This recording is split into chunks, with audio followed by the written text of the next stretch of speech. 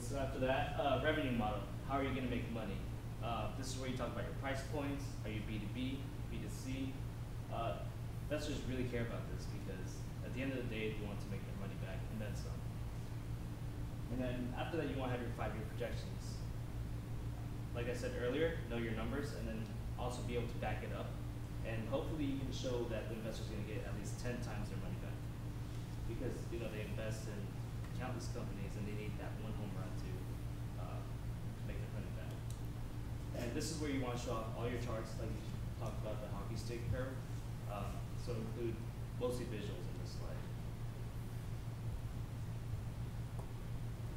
All right, and then my favorite slide is actually the team slide. I think it's one of the most important ones. There's been countless companies where they start off with a specific product and they end up with something completely different. But the investor invested in the actual team rather than the specific product or company. So I think, this is really, for me, it's one of the best slides, really showing who your team is, the bond that you guys have together, why you guys are the perfect people to make this happen. And when shit gets rough, how are you guys going to deal with it and, pivot into something else, or, that chemistry that you guys have together. So show off your team. If you're pitching, you can pitch yourself a little bit, but I usually like talking a lot about my team, the engineers that I have, the experiences I've had with them, and just showing that chemistry. Did you meet your co-founder yesterday at a bar and you just decided to do something together, or have you guys had experiences together, built the actual relationship? So I think this is a super important slide. I don't know, how was it for you guys being co-founders? We knew each other from middle school, so we got a long history, which is helpful. And then we worked really hard on building out our executive team over time too, and got some super talented people. And you're right. Like, the investors are definitely investing in those people, and the team slide's important. For us in our new deck, we're putting the team slide earlier in the deck than we normally do because it's such a strong story. Got it. It's a strong point. Cool. And you also apply to a lot of accelerators, and investors look at this too. They always ask, have you guys worked together in the past? I'm sure you guys started a company before, right? Well, together. We're starting our second company right now, but yeah, we started Draper. Right. So you guys. One thing we've done. Yeah. So we've been working on Draper for 5.5 years together. So. Right. Cool. A strong relationship there. Do you have a co-founder, Ed, or a good team right now? Yes, and actually it's funny because when I started, I had a co-founder, and a few months later he left. So I passed through this problem, but then the guys who we hired in the beginning they became partners, and then we were battle tested through the whole process. Cool. Let's just do like a little activity. Can one of you brag a lot about your co-founder, for example? Can you brag about her? Anything that she's done in the past? Sure. Yeah. Brag about her. Cool. Yeah, let's do it. She's a really strong leader, first of all. So she put together a really strong vision and a really great team together. So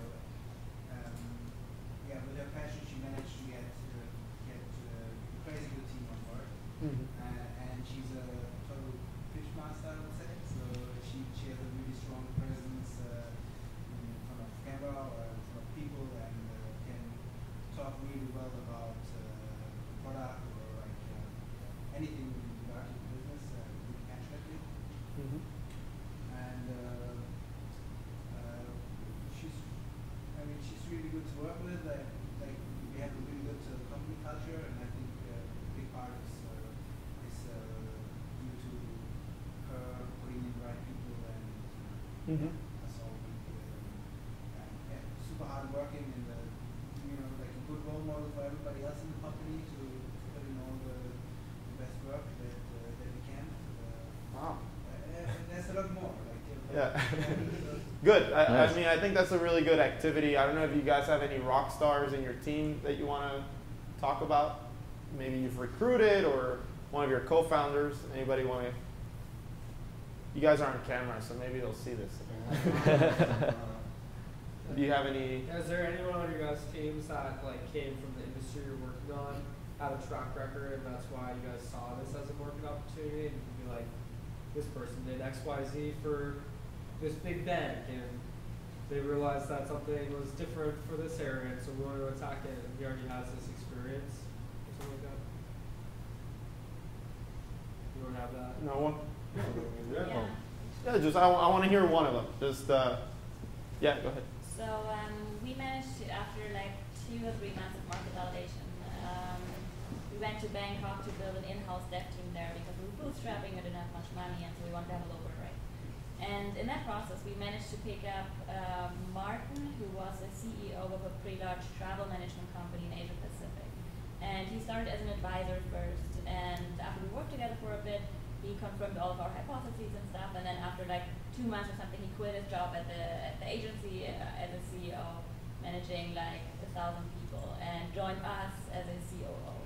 And yeah, he's been working with us ever since, managing all the travel supply, all the operations, and he also brings in this very strong experience from a large corporate culture. So, and he's still very flexible at the same time. So we have structure that is very flexible, so everybody benefits from his experience. Perfect. Very nice. Showing how much skin you have in the game, just like that he quit his job just to join this new startup, how much risk he took. The investor's already taking a big risk on you, so what risk are you taking, or your team? So that's really good to point out too.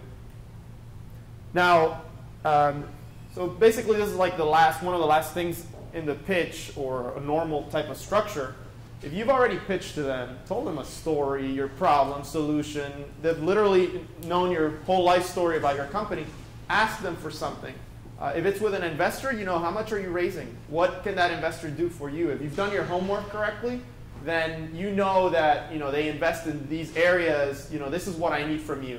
Or maybe partnerships. They may introduce you to someone else or to a different investor. So always have an ask. Even when you're pitching to a group of people, have an ask for them. So know your audience, whether that ask is, hey guys, just come onto the website after this and sign up, or install the app right now. Always have an ask. If you took their time and they invested in you by hearing you, they're more willing to actually just do what you're telling them.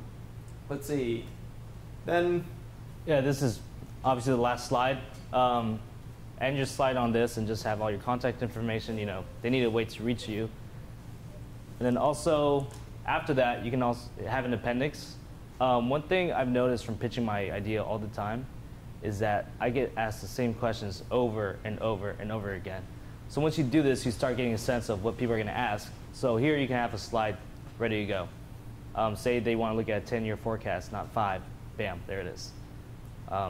And there's always going to be a Q&A session, so be ready for that. Cool.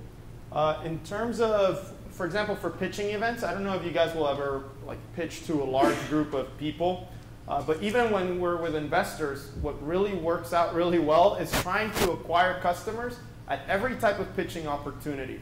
I think it shows the investor that you truly care about the growth of your company and bringing people in. So for example, when you were at the bar and you're sitting with somebody, you're actually trying for them to get them on board. So during pitch events, we usually have a thing where I'll put up, sign up now and you get 30% discount on your first month just for being in this room. So that helps me, acquire customers, shows the investor that if there's investors in the crowd, shows investors that I truly care about acquiring customers. That's like my main focus. So that's a really cool strategy that we've seen work over the past few years here very well. Cool. So this was pretty much the kind of like a outline or structure of a regular pitch. Hopefully you guys got a few good tips out of it. What we're going to do later on tonight is everybody's going to get a chance to pitch their business. Even if we're not that good at pitching, we're going to get really good at it. So it'll be interactive and stuff. But right now, I'm going to hand it off to Joe.